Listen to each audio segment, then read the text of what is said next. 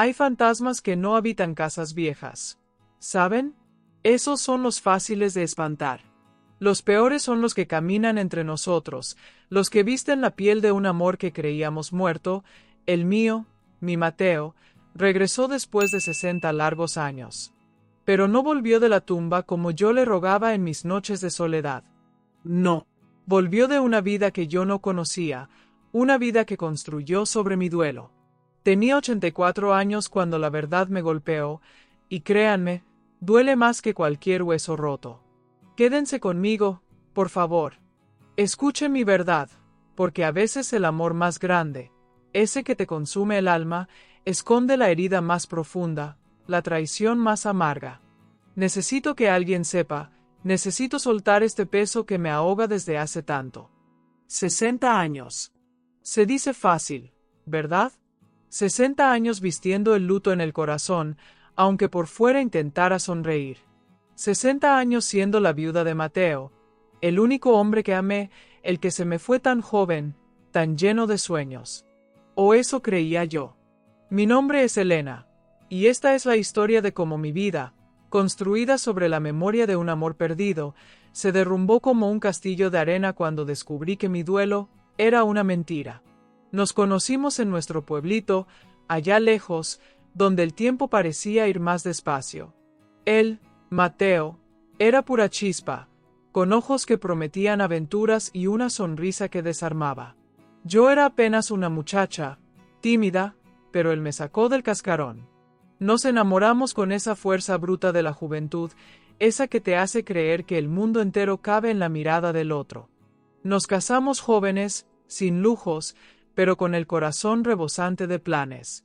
Él quería comerse el mundo, decía, y yo le aseguraba que lo haríamos juntos, siempre juntos. Pero los sueños a veces necesitan alas más grandes. Le ofrecieron un trabajo en la gran ciudad, una oportunidad que, según él, no podíamos dejar pasar. Recuerdo el día de su partida como si fuera ayer. La estación polvorienta, el abrazo apretado que olía a jabón barato y a esperanza. Las lágrimas que me tragué para parecer fuerte. Volveré por ti, mi Elena, me juró, sus ojos fijos en los míos. Esto es solo el comienzo. Y yo le creí. ¿Cómo no hacerlo? Era Mateo. Mi vida entera. ¿Cómo no creerle?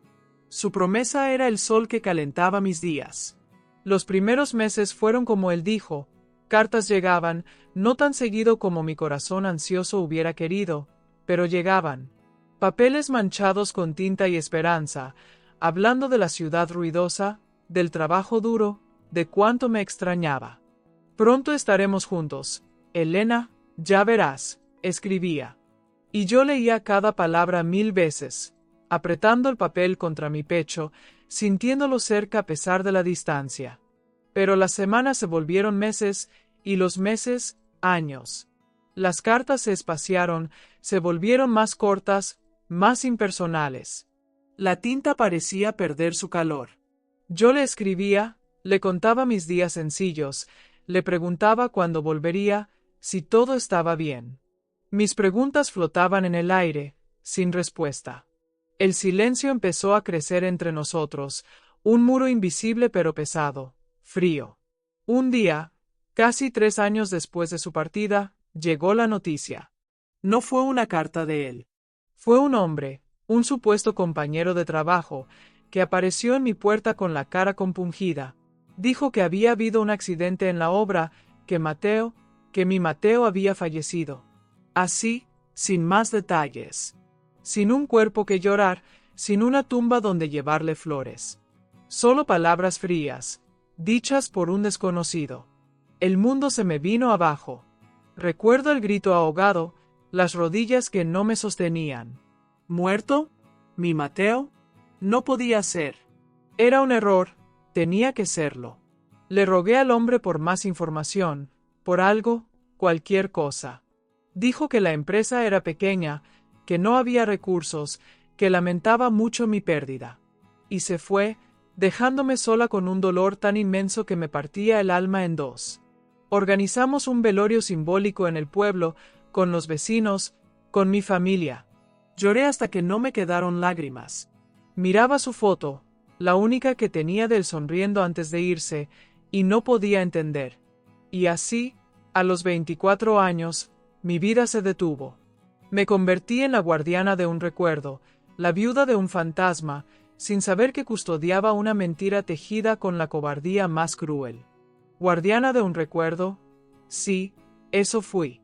Durante 60 años. Mi vida se convirtió en un altar silencioso para Mateo. Rechacé pretendientes. ¿Para qué? Mi corazón tenía dueño, aunque fuera un dueño ausente, un fantasma. Me dediqué a trabajar, primero limpiando casas ajenas, luego encontré un puesto más estable como costurera en un taller pequeño.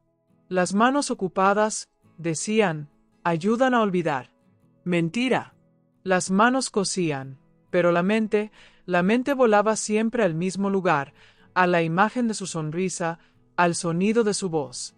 Cada noche, antes de dormir, le hablaba su fotografía, la que rescaté del tiempo y el polvo. Le contaba mi día, le preguntaba cómo estaba él allá, en ese lugar lejano donde imaginaba que descansaba. En su cumpleaños, y en nuestro aniversario, encendía una velita junto a su retrato. Un ritual sagrado, íntimo. Nadie entendía mi devoción. Elena, ya pasó mucho tiempo, me decían con lástima. Tienes que rehacer tu vida. ¿Rehacer? ¿Cómo se rehace un corazón que se quedó anclado en el pasado, esperando un regreso imposible? Los años pasaron como hojas secas arrastradas por el viento. Mi juventud se marchitó esperando, mi madurez se consumió en la soledad aceptada. Me volví experta en disimular la pena, en sonreír cuando por dentro solo había un páramo gris. La gente admiraba mi fortaleza, mi entereza. ¡Qué ironía! Si supieran que mi fortaleza era solo la cáscara vacía de una mujer que había renunciado a vivir por aferrarse a una sombra. El pico de mi dolor no fue un grito, fue un silencio largo, de décadas. Fue la aceptación resignada de que mi única compañía sería su ausencia. Fue mirarme al espejo y ver cómo las arrugas marcaban el paso de un tiempo que para mí no avanzaba, solo se repetía en un ciclo de recuerdos y añoranza. Esa devoción ciega, esa lealtad a un muerto, esa fue mi verdadera condena, mi pico emocional más agudo y prolongado. Ya vieja, con los huesos cansados y la salud empezando a flaquear, mi sobrina Sofía, la hija de mi hermana menor, me insistió en que me fuera a vivir con ella a la gran ciudad. Tía Elena, aquí estarás mejor cuidada, no puedes seguir sola. Dudé. Dejar mi casita, mi pueblo, el único lugar donde sentía cerca la presencia de Mateo. Pero la soledad empezaba a pesar más que los recuerdos. Acepté. Empaqué mis pocas pertenencias, la foto de Mateo bien envuelta, y me fui. Dejé atrás mi hogar, mis recuerdos tangibles, para acercarme, sin saberlo, al epicentro del engaño que había definido mi existencia. Acercarme al epicentro del engaño. ¡Qué ingenuo fui! Pensé que la ciudad me traería paz, cuidados, el calor de mi sobrina Sofía. Y sí, Sofía es un ángel, paciente, cariñosa. Pero la ciudad me tenía reservada la puñalada final, la que ni en mis peores pesadillas imaginé. Fue una tarde cualquiera, de esas con sol tibio que invitan a caminar. Sofía me había llevado a un parque cercano, uno lleno de árboles viejos y niños riendo. Estábamos sentadas en una banca, yo disfrutando del aire fresco, ella leyendo un libro. Y entonces lo vi, al otro lado del sendero. Un hombre mayor, de pelo cano, caminando del brazo de una mujer que le sonreía. Reían de algo. Detrás de ellos, un par de jóvenes, quizás sus nietos. Algo en su caminar, en la forma en que inclinó la cabeza, un gesto tan suyo, tan grabado a fuego en mi memoria. Mi corazón dio un vuelco tan violento que sentí que se me salía del pecho. No podía ser. Era imposible. Mateo estaba muerto. Muerto hace 60 años. Pero mis ojos no me engañaban. La distancia se acortó mientras ellos se acercaban, buscando quizás otra banca. Pude ver su rostro. Las arrugas del tiempo no podían ocultar al Mateo que yo conocí, al Mateo que lloré. Era él, vivo, respirando el mismo aire que yo. Sentí que el suelo desaparecía bajo mis pies, que el aire se volvía espeso, irrespirable. Sofía debió notar mi palidez, mi mano aferrándose a su brazo con una fuerza que no sabía que tenía. Nuestras miradas se cruzaron. Solo un instante que duró una eternidad helada. Vi el reconocimiento en sus ojos, seguido de un pánico puro, una palidez mortal que reflejaba la mía. No hubo palabras. ¿Qué se puede decir ante un fantasma que resulta ser de carne y hueso? Él desvió la mirada rápidamente, apuró el paso, casi arrastrando a su compañera, alejándose de mí como si hubiera visto al diablo. 60 años de luto. 60 años de velas encendidas, de rezos susurrados, de amor intacto por un muerto. Y él estaba vivo. Vivo y con otra vida, una vida plena, feliz, construida sobre mi dolor, sobre mi ignorancia. Sentí como todo mi mundo, ese santuario de recuerdos que había construido con tanto esmero, se hacía añicos, polvo, nada. El impacto fue tan brutal, tan devastador, que las fuerzas me abandonaron. El sol brillante del parque se oscureció. El hombre que lloré por 60 años estaba vivo. Y yo sentí que moría por segunda vez, allí mismo, bajo el sol indiferente, mientras mi sobrina me sostenía, llamándome, sin entender qué demonio acababa de romperme en 1000 pedazos. Morir por segunda vez. Sí, así me sentí, rota, vacía, como si el fantasma que acababa de ver me hubiera arrancado el alma de cuajo. Los días siguientes fueron una neblina de confusión y dolor. Sofía intentaba cuidarme, me traía té, me hablaba con dulzura, pero yo apenas podía hilar 2 palabras. ¿Cómo explicarle? ¿Cómo decirle que el abuelo de sus historias, el héroe romántico muerto joven, era un impostor que caminaba por el mismo parque que nosotras? No tuve que buscarlo. Él me encontró. Unos días después, el timbre sonó. Sofía abrió y allí estaba él, parado en el umbral, con un ramo de flores baratas en la mano, la misma cara pálida que vi en el parque, pero ahora con una máscara de falsa contrición. Necesito hablar con Elena, dijo. Mi sobrina, confundida pero educada, lo dejó pasar. Y allí estábamos, frente a frente después de 60 años. Él, el hombre que había sido mi mundo entero. Yo, la mujer a la que él había condenado a una vida de sombras. Me senté en el sofá, las manos entrelazadas sobre mi regazo para que no viera cómo temblaban. Supuse que entenderías, que no volvería. Empezó, como si hablara del clima, como si 60 años de silencio y dolor pudieran borrarse con una frase casual. La rabia, fría y afilada, empezó a subir por mi garganta, ahogando la pena. Entender, logré decir, mi voz ronca. ¿Entender qué, Mateo? ¿Qué me dejaste llorando a un muerto que estaba vivo? ¿Qué me robaste la vida? Exijo una explicación. Suspiró, bajó la mirada al suelo raído. Y confesó. Conoció a otra mujer poco después de llegar a la ciudad. Se enamoró, o eso dijo. Ella quedó embarazada. Y él no tuvo el valor de decírmelo. Era más fácil así, Elena, murmuró. Un amigo me ayudó, falsificamos la noticia del accidente. Pensé que sufrirías menos creyéndome muerto que sabiendo que te había abandonado. ¿Sufrir menos? 60 años de duelo. 60 años de soledad. ¿Eso era sufrir menos? La furia explotó dentro de mí. Me levanté, enfrentándolo. ¿Más fácil? ¿Más fácil para quién, Mateo? Para ti. Para tu conciencia cobarde. Me mataste en vida para poder seguir con la tuya sin remordimientos. Tuviste hijos, una familia, una vida, mientras yo encendía velas por tu alma inexistente. Él intentó decir que lo sentía, que se arrepentía. Palabras vacías, huecas. Vi en sus ojos no el arrepentimiento, sino el miedo. El miedo a mi dolor, a mi reproche, a la enormidad de su traición. No lamentaba haberme herido, lamentaba haber sido descubierto. En ese instante, la última brasa de amor que pudiera quedar por él se extinguió, dejando solo cenizas amargas. Tú, lo siento, no me devuelves 60 años, Mateo, dije, mi voz firme a pesar del dolor que me desgarraba por dentro. Me enterraste en vida para tu comodidad. No hay perdón para eso. Vete. Vete de mi casa y de lo que queda de mi vida. No quiero volver a verte jamás. Lo vi irse. Y con él, se fue el fantasma que había gobernado mi vida durante 6 décadas. Pero la paz no llegó de inmediato. ¿Cómo podría?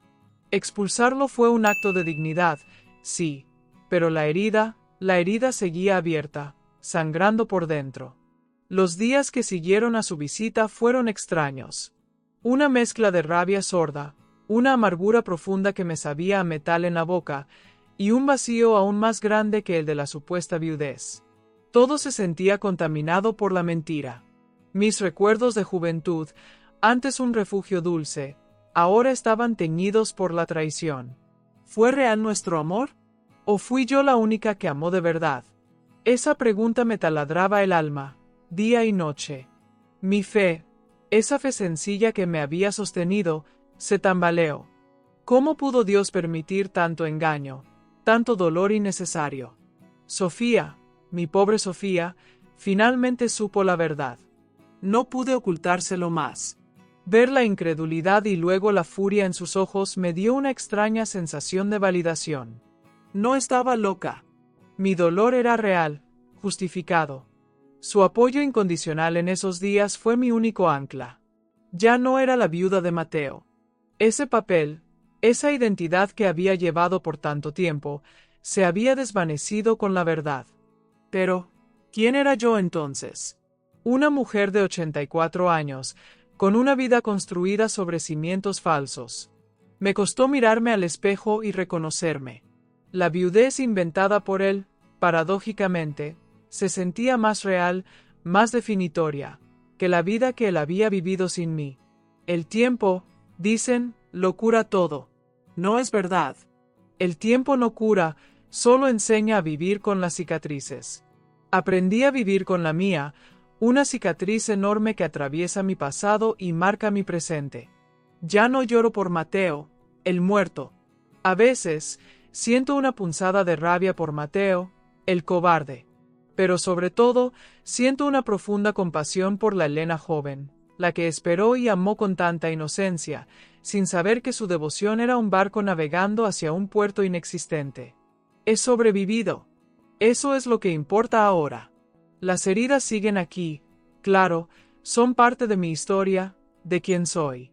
Pero ya no me definen. Ya no soy la sombra de nadie. Soy Elena, una mujer que sobrevivió a una mentira de 60 años. Y ahora, con la poca o mucha vida que me quede, elijo yo cómo vivirla. Elijo la verdad, por dolorosa que sea. Elijo la luz del sol, aunque a veces queme. Elijo mi propia compañía, que ya no se siente tan solitaria. Elijo, finalmente, ser libre. Así que aquí estoy. 84 años y una vida entera reescrita en el último capítulo. Sobreviví. Pero déjenme decirles algo, un consejo de esta vieja que ha visto demasiado. Nunca, nunca dejen que el amor los ciegue al punto de no ver la verdad, por dolorosa que sea. Escuchen esa vocecita dentro que duda, esa inquietud en el estómago. No la ignoren por miedo a quedarse solos. Exijan su derecho a saber, a vivir su propia vida, no la que otros les impongan por cobardía o conveniencia. La verdad puede doler como un cuchillo, sí, pero la mentira te pudre el alma lentamente, sin que te des cuenta, hasta que es demasiado tarde. Si mi historia les ha tocado, si les ha hecho pensar o sentir algo, compártanla. Quizás alguien más, en algún rincón, necesite escuchar que no estás sola en su dolor, que se puede sobrevivir incluso a la traición más profunda. Y cuéntenme ustedes, aquí abajo en los comentarios, ¿qué hubieran hecho en mi lugar? ¿Se puede perdonar algo así? ¿O hay heridas que el tiempo simplemente no puede cerrar? Me gustaría saber qué piensan.